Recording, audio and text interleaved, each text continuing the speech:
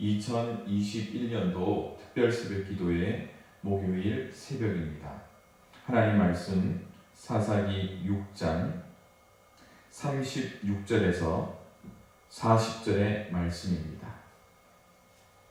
기드온이 하나님께 여쭈되 주께서 이미 말씀하신 같이 내 손으로 이스라엘을 구원하시려거든 보소서 내가 양털 한 뭉치를 타작 마당에 두리니 만일 이슬이 양털에만 있고 주변 땅은 마르면 주께서 이미 말씀하신 같이 내 손으로 이스라엘을 구원하실 줄을 내가 알겠나이다 하였더니 그대로 된지라. 이튿날 기드온이 일찍이 일어나서 양털을 가져다가 그 양털에서 이슬을 짜니 물이 그릇에 가득하더라. 기드온이 또 하나님께 여쭈되 주여 내게 노하지 마옵소서. 내가 이번만 말하리이다 구하옵나니 내게 이번만 양털로 시험하게 하소서.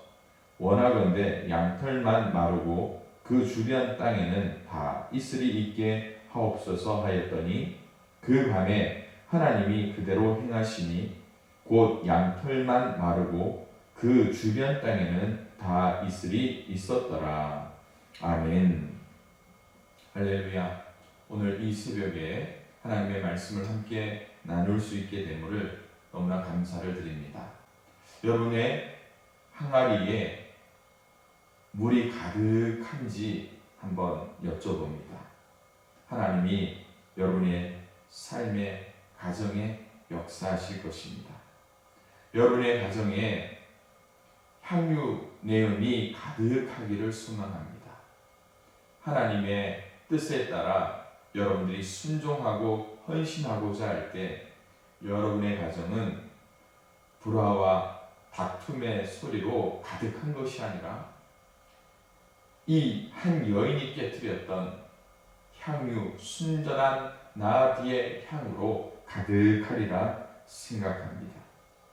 또한 여러분의 삶에 환난과 위기가 있다 하더라도 하나님의 충만하신 위로와 기쁨이 있을 때 여러분의 신앙에 변화가 있고 하나님의 뜻하시는 충만함을 경험할 수 있는 2021년도가 되기를 주님의 이름으로 축원을 드립니다.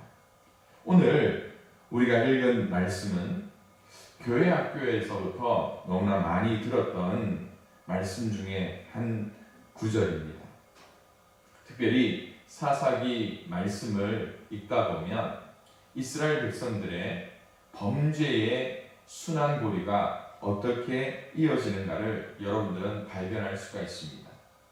평안한 시기에 이스라엘 백성은 하나님만 바라고 의지하면 되지만 그들은 범죄하게 됩니다. 그리고 그 범죄함 속에 하나님은 심판하게 되시죠. 그 심판이 보통 이방 민족을 통한 이스라엘의 자유를 빼앗고 또한 그들을 징계하시는 하나님의 모습을 보게 되는 것입니다. 그렇다면 이제 이스라엘 백성은 하나님께 부르짖으며 구원을 요청하게 되며 이제 그때에 하나님은 사사를 보내심으로 이방 민족을 내어 쫓고 평화의 시기를 경험하게 됩니다. 오늘 우리가 읽은 말씀은 이스라엘 백성이 부르짖으며 하나님의 구원을 요청하고 있는 때의 모습입니다. 6장 1절 말씀에 보면 이스라엘이 하나님 앞에 악을 행하였다라고 기록하고 있습니다. 7년 동안 미디안으로부터 압제를 받게 되었다라는 것이죠. 젖과 꿀이 흐르는 가나안 땅에 들어오면서 이스라엘 백성들은 아마 하나님 외에 다른 어떤 것도 바라보지 않겠노라 라고 하나님 앞에 작정하지만 인간인지라 그 결단은 오래가지 않게 됩니다. 이방신들을 두려워하며 숨기고 또 하나님을 멀리하게 되는 이스라엘의 모습입니다. 하나님은 그들을 징계하셨습니다. 모든 농사를 짓고 나면 미디안 군대가 와서 그 농사했던 것들을 수탈에 가버리고 맙니다.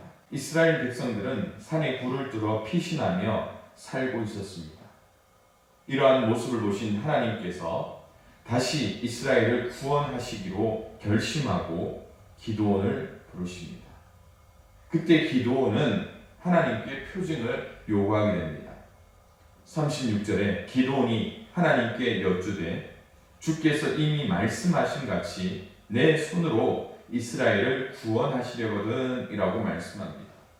하나님은 이스라엘 백성을 사랑하심으로 말미암아 이미 미디안을 물리칠 계획을 세우셨고 또 오늘 말씀에 기도를 통하여 그 큰 일을 이루시고자 작정하셨던 것입니다. 그런데 이 기도는 어떻게 하고 있습니까? 하나님 앞에 조건을 보이고 있습니다. 그 조건이 뭡니까? 나를 보내야 하는 증표를 보이라고 이야기하시는 것입니다.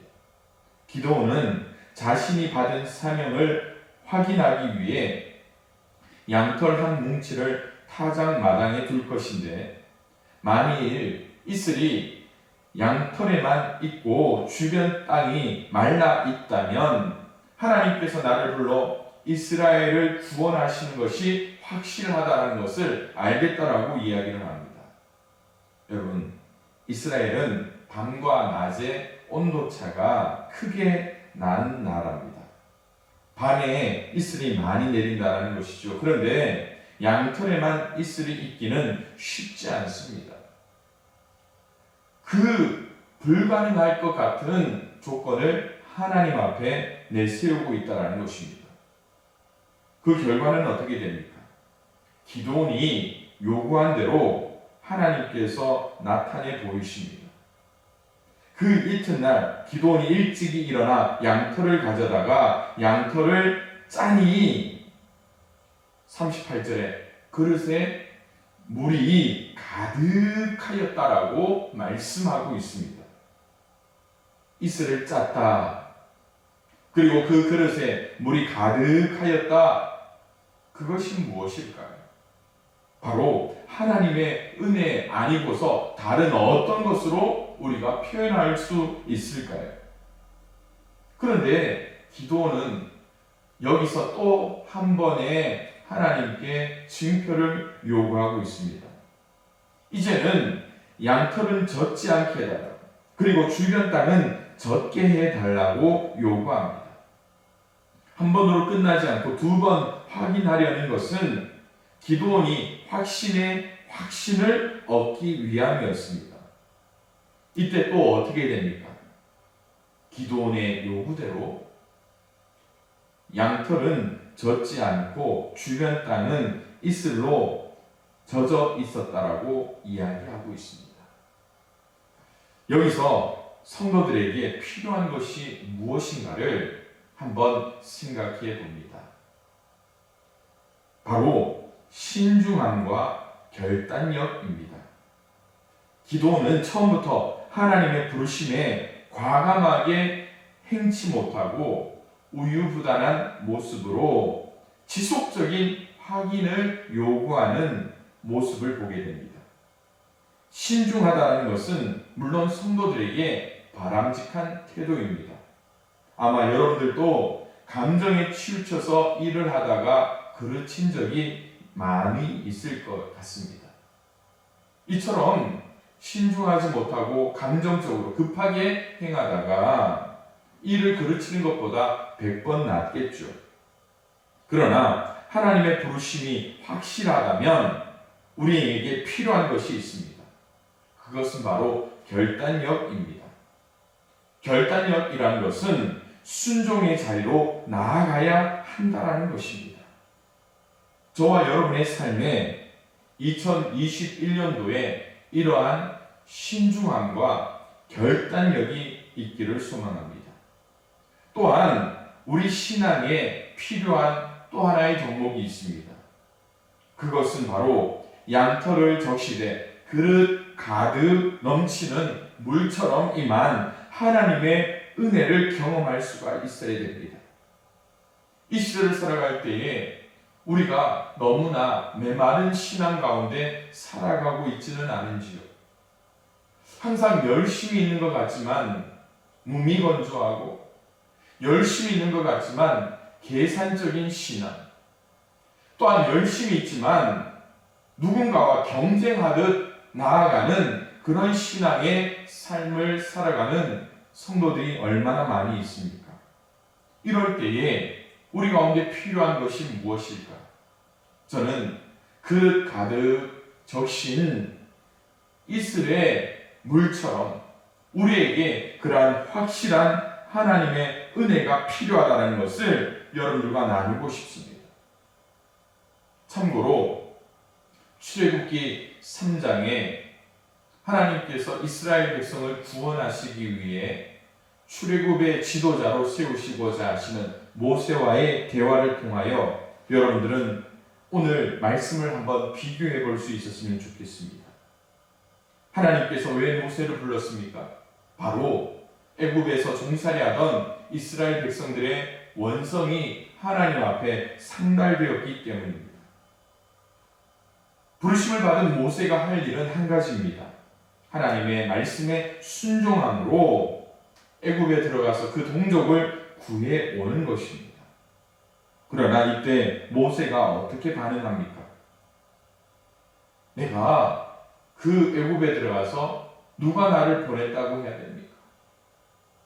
그리고 또 하나님께서 모든 증거를 보이셨지만 모세는 이렇게 이야기합니다. 나는 본래 말을 잘 하지 못하고 입술이 뻣뻣한 사람입니다. 앞서 기드온처럼 소극적으로 반응하고 있는 것을 보게 됩니다. 그러나 오늘 모세가 40년 동안 사명을 감당하면서 봤던 그의 그릇이 어떤 그릇이었는가를 상상해 보시기 바랍니다. 하나님의 차고 넘치는 은혜를 통하여 모세는 그 이스라엘 백성을 구원하는 역사를 온전히 이룰 수 있었던 것 아닙니까? 기도원도 마찬가지입니다. 그 그릇에 이슬이 가득함으로 말미암아 두 번의 시험과 또한 두 번의 확신 가운데 하나님 앞에 쓰임받음으로 말미암아 미디안 백성을 쫓아내고 이스라엘 가운데 평화를 선물할 수 있게 했다는 것입니다. 사랑하는 성도 여러분, 하나님의 부르심에는 분명히 확인이 필요합니다. 그러나 그 확인 속에서 우리에게 주시는 하나님의 절대적인 은혜를 우리는 잊어서는 안 됩니다. 그것이 어쩌면 기드온에게는 그릇에 가득한 이슬로 확인될 수 있겠죠. 그러나 더 중요한 것이 무엇일까요? 우리의 삶에 하나님께서 채우시고 가득하게 하시는 은혜의 이슬이 있다는 것입니다. 다윗의 고백을 읽어드리려고 합니다. 시편 23편 5절입니다. 주께서 내 원수의 목전에서 내게 상을 차려주시고 기름을 내 머리에 부으셨으니 내 잔이 넘치나이다. 맞습니다.